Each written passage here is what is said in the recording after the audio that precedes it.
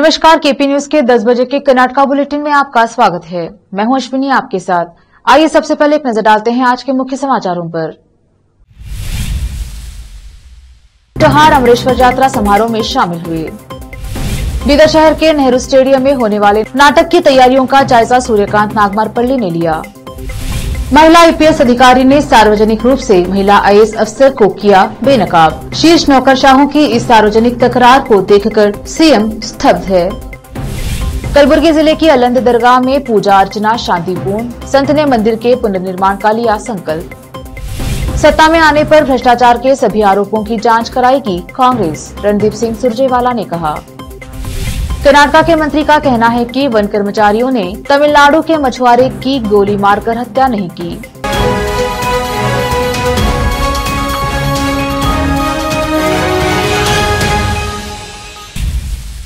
समाचारों का सिलसिला शुरू करते हुए देखते हैं समाचार विस्तार से। पशुपालन मंत्री प्रभु चौहान ने 19 फरवरी को औराद के ऐतिहासिक श्री अमरेश्वर यात्रा महोत्सव में भाग लिया और नदी नोली के लिए प्रार्थना की। कस्बे में भव्य तरीके से हो रही पालकी शोभा यात्रा में भाग लेते हुए तमते ने कलाकारों के संगीत पर श्रद्धालुओं के साथ कदम ताल कर सबका ध्यान खींचा। तत्पश्चात उन्होंने भक्ति भाव से हवन कुंड को लपेटकर पूजा की। मेले में पहुंचे श्रद्धालुओं के लिए शहर के विभिन्न हिस्सों में प्रसाद की व्यवस्था की गई। मंत्री ने प्रसाद वितरण स्थल की ओर बढ़ते हुए श्रद्धालुओं को अपने हाथों से प्रसाद वितरित किया। उसके बाद उन्होंने मंदिर में विशेष पूजा अर्चना की और देश की जनता को सुख शांति देकर उनकी रक्षा करने की याचना की। बाद में बोलते हुए मंत्री ने कहा कि औराद शहर के पवित्र धार्मिक केंद्र उद्धवलिंग श्री अमरेश्वर मंदिर में हर साल भव्य तरीके से यात्रा महोत्सव आयोजित किया जाता है। श्री अमरेश्वर ने कहा कि सभी भक्तों के कष्टों का निवारण होगा और उनकी सभी मनोकामनाएं पूरी होंगी। विशेष संवाददाता की रिपोर्ट। बीदर शहर के नेहरू स्टेडियम में आज होने वाले महानाटक क्रांता सूर्या की तैयारियों का जायजा लेने के लिए भाजपा के नेता और डॉक्टर गुरुपादप्पा नागमारपल्ली फाउंडेशन के अध्यक्ष सूर्यकांत नागमारपल्ली ने लिया और नाटक के लिए 200 कलाकारों की नगर टीम से मुलाकात की। नाटक के लिए की गई व्यवस्था का निरीक्षण किया। कैमरामैन कृष्णा का कवरेज। समाधानವಾಗಿ ಸಮಾನತೆ ಅನ್ನೋದು ಪಡಿತಕ್ಕಂಥದ್ದು ಒಂದು ಅವರು ಹಾಕಿಕೊಟ್ಟ ಮಾರ್ಗದರ್ಶನ ಅವರ ದಾರಿ।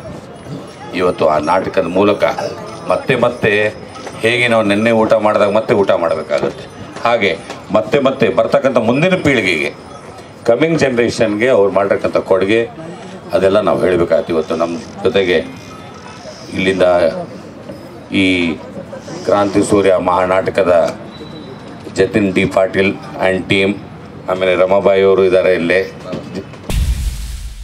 महाशिवरात्रि के अवसर पर विश्व हिंदू परिषद भालकी प्रखंड की ओर से आयोजित सामूहिक शिवलिंग इष्टलिंग पूजन का कार्यक्रम किया गया, जिसमें दिव्य सानिध्य तोड़ोला महकर डोंगापुर मठ के स्वामी राजशेखर शिवाचार्य जी का रहा। संघ के क्षेत्र प्रचारक श्री केशव जी हेगड़े ने बौद्धिक उद्बोधन किया। विश्व हिंदू परिषद के जिला अध्यक्ष सतीश नवबादे, जिला कार्यदर्शी उमाकांत मेहत्रे, भालकी प्रखंड अध्यक्ष सागर मालानी, भालकी प्रखंड कार्यदर्शी शैलेश मालपानी, सार्वजनिक शिवलिंग पूजा समिति के गौरव अध्यक्ष अशोक लोखंडे, अध्यक्ष जयकिशन बियानी, कार्याध्यक्ष डॉक्टर वसंत पवार, प्रकाश खंडरे, डीके सिद्धराम, प्रसन्न खंडरे, सागर खंडरे, शिवलिंग जी कुंभार उपस्थित रहे। इस कार्यक्रम में हजारों भक्तों ने सामूहिक पूजन किया। भालकी से संवाददाता शैलेश की report.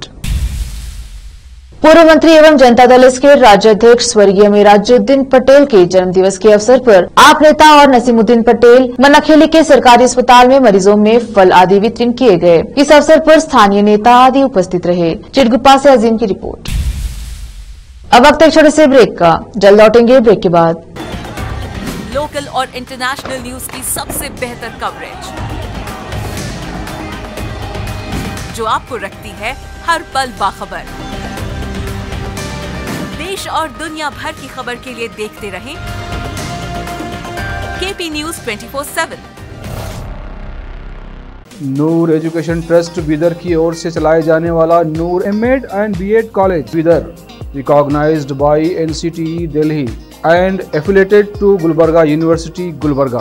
Admission are open for the academic year 2022-23।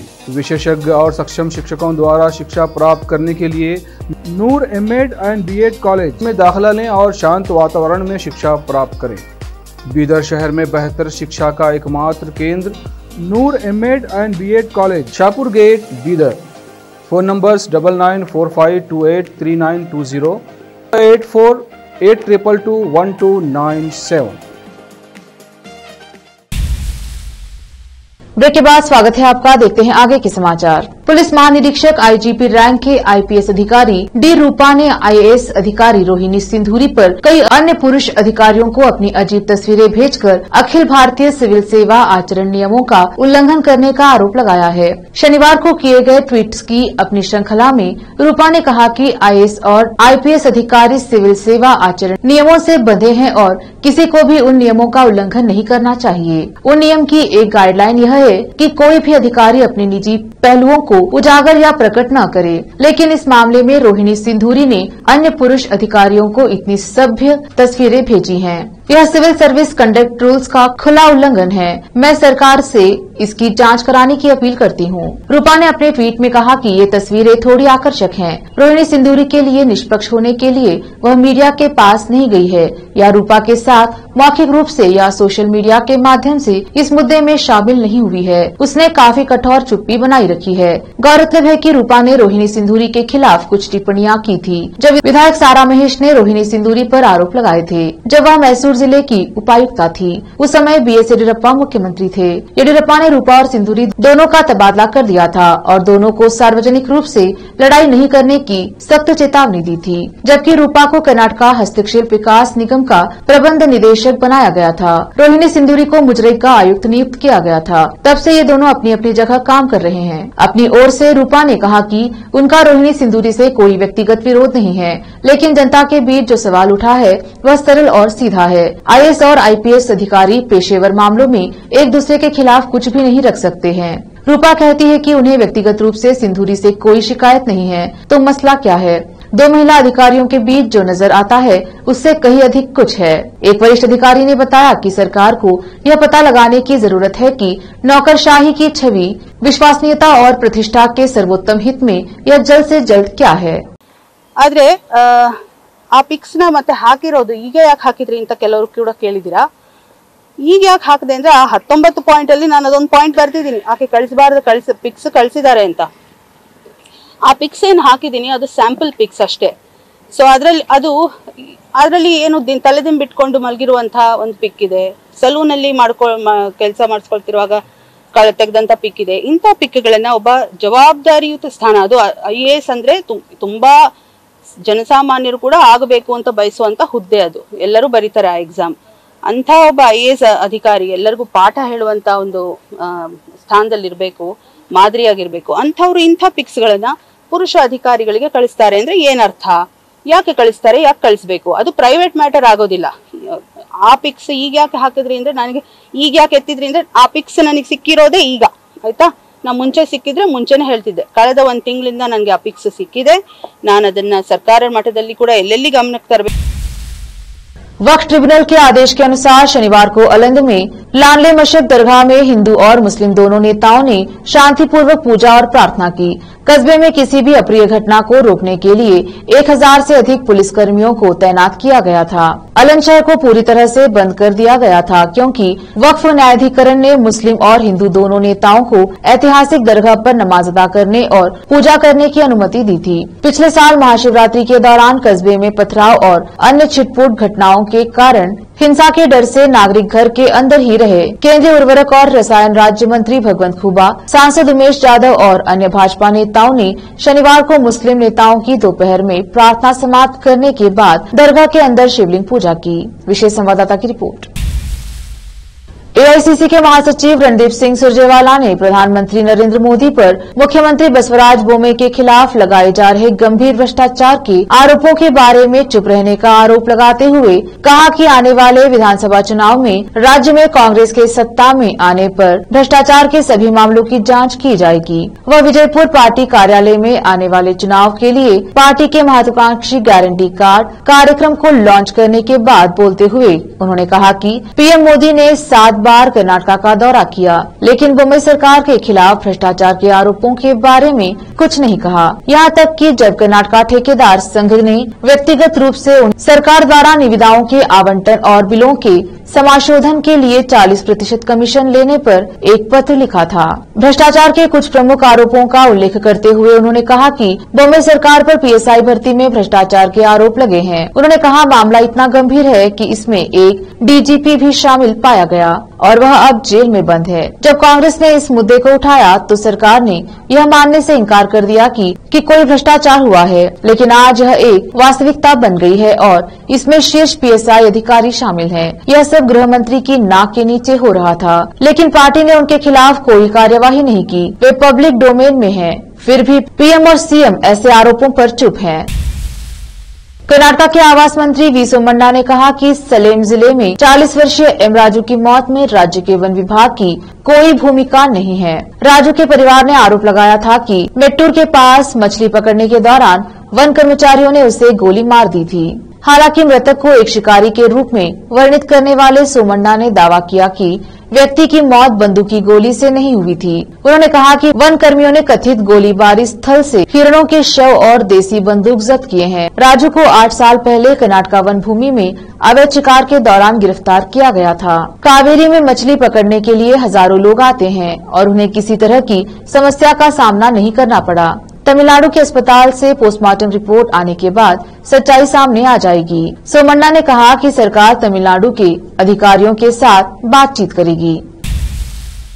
Bhajpa के राष्ट्रीय अध्यक्ष जेपी नड्डा 20 और 21 फरवरी को कर्नाटका के 2 दिवसीय दौरे पर होंगे और अप्रैल या मई में संभावित विधानसभा चुनाव के लिए पार्टी को तैयार करने और मजबूत करने के उद्देश्य से विभिन्न गतिविधियों और कार्यक्रमों में भाग लेंगे। कर्नाटका भाजपा के महासचिव और एमएलसी एन रवि कुमार ने एक बयान में कहा, नड्डा जो आज रात मैंगलोर पहुंचेंगे, अगले 2 दिनों के दौरान उडुपी, चिकमंगलूर और हासन जिलों के कुछ हिस्सों का दौरा करेंगे। उन्होंने कहा कि भाजपा प्रमुख मंगलूर पहुंचने के बाद शहर में रहेंगे। वह 20 फरवरी की सुबह उडुपी में बूथ स्तर के सम्मेलन में हिस्सा लेंगे और बाद में दोपहर तक बेंदूर में एक जनसभा में शामिल होंगे। उस दिन शाम तक वह सुपारी उत्पादक सम्मेलन में भाग लेने के लिए चिकमंगलूर जिले के कोप्पल में होंगे और उसके बाद श्रृंगेरी में जनप्रतिनिधियों की बैठक में भाग लेंगे।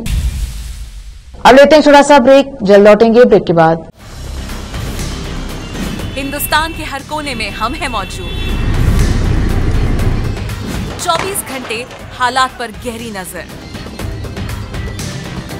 खबरों से जुड़े चुपते सवालात और आपको दिखाता है धार्मिक, सामाजिक, राजनीतिक, लोकल और इंटरनेशनल न्यूज की सबसे बेहतर कवरेज जो आपको रखती है हर पल बाखबर। देश और दुनिया भर की खबर के लिए देखते रहें KP news 24/7। Noor education trust Bidar की ओर से चलाए जाने वाला Noor MEd and BEd college Bidar, recognised by NCTE Delhi and affiliated to Gulbarga University, Gulbarga. Admission are open for the academic year 2022-23. विशेषज्ञ और सक्षम शिक्षकों द्वारा शिक्षा प्राप्त करने के लिए नूर एमएड एंड बीएड कॉलेज में दाखिला लें और शांत वातावरण में शिक्षा प्राप्त करें। बीदर शहर में बेहतर शिक्षा का एकमात्र केंद्र Noor MEd and BEd college, Shahpur gate, Bidar. Phone numbers 9945283920, 8482221297। Break के बाद स्वागत है आपका। देखते हैं आगे के समाचार। कर्नाटका विधानसभा में विपक्ष के उपनेता यूटी खादर ने आरोप लगाया कि केंद्र और राज्य में सत्तारूढ़ भाजपा टीपू सुल्तान, तालिबान और पाकिस्तान के वास्तविक लाभार्थी हैं, क्योंकि वे समाज को विभाजित करके इन मुद्दों से राजनीतिक लाभ प्राप्त करते हैं। खादर ने यहां संवाददाताओं को संबोधित करते हुए कहा कि भाजपा के प्रदेश अध्यक्ष नलिन कुमार कटील का बयान कि कर्नाटका में आगामी विधानसभा चुनाव टीपू सुल्तान और वीर सावरकर के बारे में है, कोई आश्चर्य की बात नहीं है। उन्होंने आरोप लगाया कि टीपू सुल्तान, तालिबान और पाकिस्तान चुनाव के समय भाजपा के लिए ऑक्सीजन की तरह है और वे इससे राजनीतिक लाभ लेते हैं। उन्हें अपने राजनीतिक अस्तित्व को सुनिश्चित करने के लिए इन संस्थानों की जरूरत है। कर्नाटक उच्च न्यायालय ने एक 102 वर्षीय व्यक्ति को स्वतंत्रता सेनानियों की पेंशन और बकाया जारी करने के लिए 3 बार अदालत का दरवाजा खटखटाने के लिए मजबूर करने के लिए एक सार्वजनिक क्षेत्र के बैंक और केंद्र सरकार पर 1 लाख रुपए का जुर्माना लगाया। अदालत ने कहा कि बैंक अधिकारियों को बुजुर्ग पेंशनरों से मिलने की जरूरत है, कम से कम कुछ वास्तविक मामलों में जब वे समय सीमा के भीतर जीवन प्रमाण पत्र जमा नहीं करते हैं। मल्लेश्वरम के 102 वर्षीय एच नागभूषण राव द्वारा दायर एक याचिका को स्वीकार करते हुए अदालत ने फैसला सुनाया कि 1 लाख रुपए की राशि का भुगतान संयुक्त रूप से गृह मंत्रालय, कैनरा बैंक और सिंडिकेट बैंक के मुख्य प्रबंधक द्वारा किया जाना चाहिए। मुख्यमंत्री बसवराज बोम्मई का 3.09 लाख करोड़ रुपए का बजट उनके कार्यकाल का आखिरी बजट सभी वर्गों के लोगों के पूरे सरगम को कवर करने का प्रयास करता है और वैध होना चाहिए, क्योंकि अगले 60 दिनों में विधानसभा चुनाव का समय होगा। उन्हें सभी वर्गों के लोगों के लिए इस तरह का बजट पेश करना है। उदासीनता साफ है। बोम्मई ने पूरे बजट में एमएसएमई पर एक शब्द नहीं बोला, जबकि वित्त मंत्री निर्मला सीतारामन ने केंद्रीय बजट पेश करते हुए एमएसएमई का 12 से ज्यादा बार जिक्र किया। सूक्ष्म और लघु उद्यम जो अब आईसीयू में हैं, उनमें से कुछ मर चुके हैं और चले गए हैं, और जो बच गए हैं उन्हें तत्काल राहत की जरूरत है, जिसे उनके अस्तित्व के लिए घोषित किया जाना चाहिए। केंद्र सरकार ने आपातकालीन क्रेडिट लाइन की एक योजना की घोषणा की जो उनके लिए उपलब्ध नहीं है। फिर से एक नजर आज के मुख्य समाचारों पर। मंत्री प्रभु चौहान अमरेश्वर यात्रा समारोह में शामिल हुए। बीदर शहर के नेहरू स्टेडियम में होने वाले नाटक की तैयारियों का जायजा सूर्यकांत नागमारपल्ली ने लिया। महिला आईपीएस अधिकारी ने सार्वजनिक रूप से महिला आईएएस अफसर को किया बेनकाब। शीर्ष नौकरशाहों की इस सार्वजनिक तकरार को देखकर सीएम स्तब्ध है। कलबुर्गी जिले की अलंद दरगाह में पूजा अर्चना शांतिपूर्ण, संत ने मंदिर के पुनर्निर्माण का लिया संकल्प। सत्ता में आने पर भ्रष्टाचार के सभी आरोपों की जांच कराएगी कांग्रेस, रणदीप सिंह सुरजेवाला ने कहा। कर्नाटक के मंत्री का कहना है कि वन कर्मचारियों ने तमिलनाडु के मछुआरे की गोली मारकर हत्या नहीं की।